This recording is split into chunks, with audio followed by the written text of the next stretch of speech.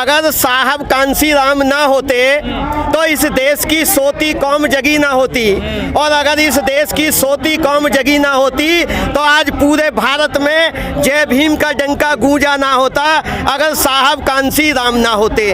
और उन्हीं का नारा था कि वोट हमारा राज तुम्हारा नहीं चलेगा, नहीं चलेगा का जब नारा साकार हुआ तो उत्तर प्रदेश में 4 बार बहन जी सीएम बनी, और जब बहन जी उत्तर प्रदेश की 4 बार सीएम बनी तो आज इस बहुजन समाज में जन्मे संत महान पुरुषों का इतिहास जहां आप खड़े हैं, ये जो बहुजन प्रेरणा केंद्र देख रहे हैं, तो ये माननीय बहन जी की देन है। तो ये साहब का सपना साकार हो रहा है, तो ऐसा नहीं सपना साकार फिर भी होगा। बीएसपी का प्रभारी और कोऑर्डिनेटर है, इनका इलाज क्या है सर?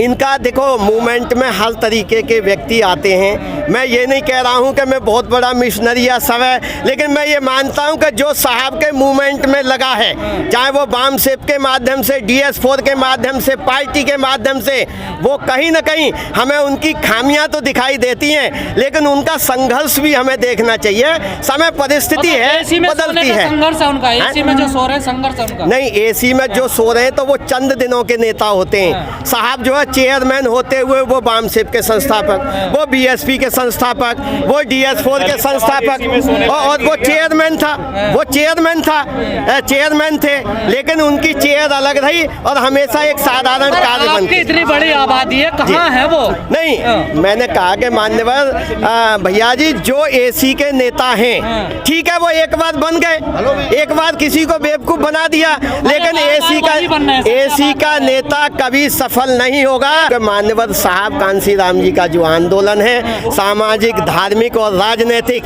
वो दिन प्रतिदिन बढ़ता जा रहा है। ये आप देख रहे हैं, इसको सीटों से आकलन न करें, लेकिन एक दिन जरूर होगा कि इस देश में परम पूज्य बाबा साहब और हमारे महापुरुषों का जो सपना है, जो साहब कहा था कि मुझे इस देश को हुक्मरान बनाना है, तो ये हुक्मरान बनेगा। उसमें कुछ एसी के नेता हो सकते हैं। करने लग रहा कि 2024 के बाद कोई पार्टी खत्म ना हो। कौन ये आप लोगों को या हमारे, देखो बुरा ना माने, हमारे कुछ मीडिया के लोग ऐसे क्वेश्चन उछाल के या इस तरीके की पब्लिसिटी चाह करके, मैं जब कह रहा हूँ आज आप यह मूवमेंट को देख रहे हैं, पूरा पार्क भरा पड़ा है और ये आंदोलन चल रहा है, ये हमारे माननीय सीनियर दर्शन लाल जी, मुकेश जी, ये पूरी टीम लगी हुई है आंदोलन में। ऐसा नहीं है। कितने लोग आए होंगे आंदोलन? आज मुझे लगता है यहाँ कई हजार की तादाद में लोग हैं। गर्मी का मौसम है, लोग 10 बजे से आ रहे हैं, अब जा रहे हैं, और अभी मेरे भी कोंडली अम्बेडकर मान्यवर कांसीराम पार्क में संदेश दे रहा हूँ, वहाँ पे बहुत बड़ा मंच प्रोग्राम, हमने स्टेज प्रोग्राम लगाया है। आप लोग भी वहाँ पहुँचे और देखें कि मान्यवर कांसीराम साहब का कारवां अब रुकने वाला नहीं। हमने आपको तो देखा कोंडली में मेहनत करते हुए, लेकिन और नेता हमें दिल्ली में नजर नहीं आते, यही वजह है कि जीरो हो गए आप लोग। देखो, मैं आपकी एक दो बात प्रोग्राम हमने देखे कोंडली में करते। मैं आपकी बात से ये सहमत हूँ। मैंने आपको क्या कहा कि भाई एसी का नेता मैं हूँ या XYZ हो, एसी तो एसी में बैठा रहेगा। साहब पूरे देश में घूमते थे। आज साहब के मानने वाले या उनके जितने विरोधी थे, वो भी जब मान्यवर कांसीराम साहब का जब परिनिर्वाण हुआ 9 अक्टूबर 2006 में, तो विपक्ष में या देश का कोई ऐसा नेता नहीं था जो उनको श्रद्धा सुमन अर्पित करने नहीं पहुंचा, क्योंकि उनकी मेहनत। तो ऐसे ही BSP में या जहां भी कोई नेता है, भाई ठीक है, उनकी शैली उनके साथ है, आज है कल नहीं है, ये भी तो होता है। गाँव की तरफ तो देखिए, जब तक साहब का कैडर था, कैडर का मतलब था गांव-गांव में जाकर के कैडर देना और कैडर के बेस पे अपने समाज की, अपने बहुजन आंदोलन की विचारधारा को जन जन तक पहुंचाना, बहुजन समाज बनाना। अब कहीं ना कहीं उसमें कहीं चूक हुई तो अब फिर हमें जाना तो पड़ेगा, भाई गांव-गांव जाना पड़ेगा, अपने गली मोहल्ले में जाना पड़ेगा, जहां बहुजन समाज रहता है, सर्व समाज रहता है। हमें वोट की अपील तो सबसे करनी पड़ेगी। आप खड़े हैं गौतम बुद्ध नगर में, हाईटेक जिला है यार, बहन जी भी यहीं से आती हैं जी। आपके पास एक बैठने के लिए ऑफिस भी नहीं है BSP के लिए।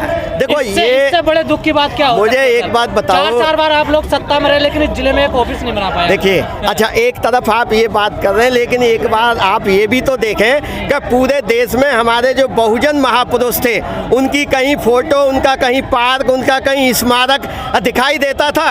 अभी जो मैंने रिपीट किया कि जब बहन जी की 4 बार सरकार उत्तर प्रदेश में बनी तो इस बहुजन समाज में जन्मे संत महान पुरुषों का इतिहास, चाहे वो दलित प्रेरणा केंद्र हो या दिल्ली हो या लखनऊ हो, आप बैठने की बात कर रहे हो था ना, नहीं तो ये बैठने की नहीं, इसमें तो लाखों लोग बैठ सकते हैं, लाखों लोग यहाँ जश्न मना सकते हैं। आज के बाद यहाँ बढ़ भी नहीं सकते हैं। नहीं, ऐसा नहीं है, समय समय पे यहाँ आते हैं। देखो टिकट के लिए तो माननीय बहन जी ने भी कहा था कि हमें यहाँ आना है तो 10 या 20 रुपए का टिकट लेना, ये एक प्रोटोकॉल के तहत है। तो हमें जाना है, उससे रख रखाव में, उसकी मेंटेनेंस में होगा।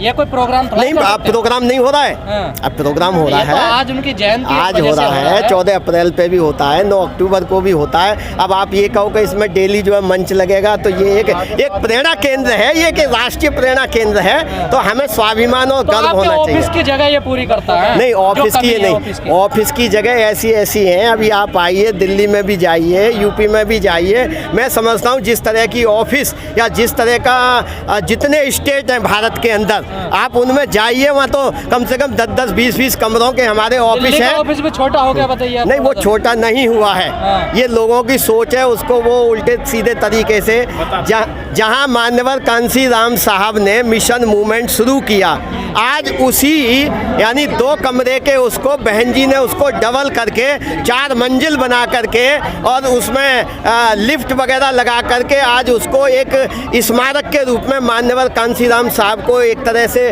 उनको समर्पित किया है। ये लोगों की सोच है कि छोटा हो गया, बड़ा हो गया। तो मेरा तो आप लोगों से भी कहना है कि आप अपना पॉजिटिव एटीट्यूड के साथ चलें, आंदोलन में बढ़ें। आप कुछ ना करें। नहीं, हम भी आपके साथ हैं, हम और आप एक ही हैं। आपका कुछ पॉजिटिव करिए, फिर हम भी करेंगे। बिल्कुल पॉजिटिव होगा आने वाले समय में। मैं आपको यहाँ साहब के जन्मदिन पे ये निश्चित कह रहा हूँ कि साहब ने जो दिन रात मेहनत की, जीवन एक एक कुर्बानी दी, बाबा साहब ने दी, उनका आंदोलन इस देश में रुकने वाला नहीं है। आज नहीं तो कल ये बहुजन समाज और सर्व समाज मिलकर के इस देश में मानवतावादी, समतावादी और सरकार बनाएंगे, जिससे सर्व समाज का सबका हित होगा, सबको मान सम्मान मिलेगा और तभी हमारे मान्यवर कांसी राम साहब को सच्ची श्रद्धांजलि है। जो परम पूज्य बाबा साहब का जो सपना था कि इस देश को के बहुजनों को हुक्मरान समाज बनाना, तो अभी हम उसमें प्रयास में हैं, स्टेप बाय स्टेप बढ़ रहे हैं। जैसे यूपी में हमने 4 बार सत्ता ली है, तो जब तक हम इस देश के हुक्मरान, इस देश के पीएम नहीं बनेंगे, तो ये साहब का सपना था। तो साहब का सपना एक सीट पे लाके छोड़ दिया आप लोगों ने। वो जो आप एक सीट की जो बात कर रहे हैं, ये राजनीति में सीटों में दल बदल होता है, कभी सीटें कम आ सकती हैं, ज़्यादा आ सकती हैं, लेकिन मूवमेंट जो है, साहब कहा करते थे कि जो हमारा सोशल मूवमेंट है वो बहुत महत्वपूर्ण है। और आज आप देख रहे हैं कि पहले मूवमेंट दिल्ली एनसीआर में दिखता था, लेकिन आज पूरे भारत में, साउथ के अंदर भी जहां देखो कि देश के कोने कोने में बाबा साहब का जो नारा गूंज रहा है, तो ये परम पूज्य हमारे मान्यवर कांसी राम साहब की देन है। मान्यवर साहब चमचा युग भी कहते थे, क्या वही युग चल रहा है अब बीएसपी में? देखिए, चमचा युग जब साहब ने देखा तो 24 सितंबर 1982 को एक बुक भी जिसकी आप बात कर रहे हैं, चमचा युग, लिखी, ठीक है। तो वो चमचा युग किन लोगों के लिए था कि जो हमारे बहुजन समाज के मूवमेंट के जो लोग हैं, वो विभिन्न पार्टियों में रहकर के क्या कर रहे हैं, वो सिर्फ अपनी दलाली कर रहे हैं। पार्टी में रहकर क्या कर रहे हैं? दिल्ली में 0 पे हो आप, नगर निगम में, दिल्ली में सब तो छोड़िए सर। नहीं, कभी कभी देखो, मैंने आपसे पहले भी मेरी मुलाकात हुई है, पहले भी मैंने कहा कि मूवमेंट में उतार चढ़ाव आते हैं, लेकिन मूवमेंट ये रुकने वाला नहीं है। आज पूरे देश में है, ठीक है, हम कहीं ना कहीं हमारी कुछ खामियां हो सकती हैं कि वोट ऑफ परसेंटेज हम नहीं ला पाए हैं, लेकिन हम प्रतिदिन जो है अपने वोट ऑफ परसेंटेज को बढ़ा रहे हैं। और एक दिन जो है आपको दिल्ली में साहब का सपना साकार जरूर होगा। सपना ही सपना रहेगा या साकार भी होगा? नहीं, साकार होगा और 100% होगा। आप आंदोलन को देखिए सर।